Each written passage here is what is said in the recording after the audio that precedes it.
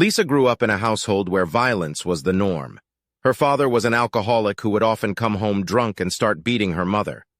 Lisa learned early on that the only way to deal with problems was through violence. As she got older, Lisa started getting into trouble at school.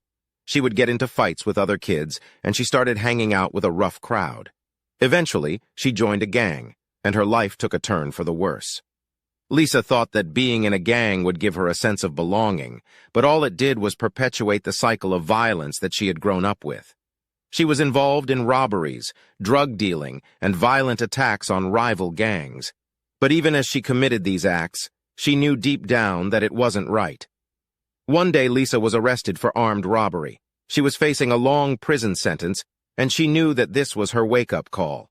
While she was in jail, she started attending therapy sessions where she learned to confront the trauma of her childhood and the reasons why she turned to violence. With the help of her therapist, Lisa began to see that violence was not the answer. She started to imagine a life where she could break the cycle of violence that had plagued her family for generations. She learned to channel her anger into positive activities, like exercise and writing. She began to make plans for the future, imagining a life where she could help others who had been through the same struggles as her.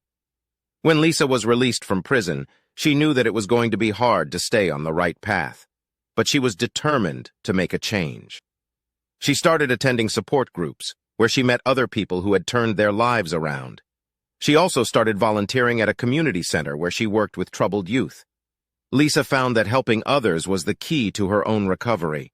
She saw that by giving back to the community, she was making a positive impact on the world. And she knew that by breaking the cycle of violence in her own life, she was also breaking it for future generations.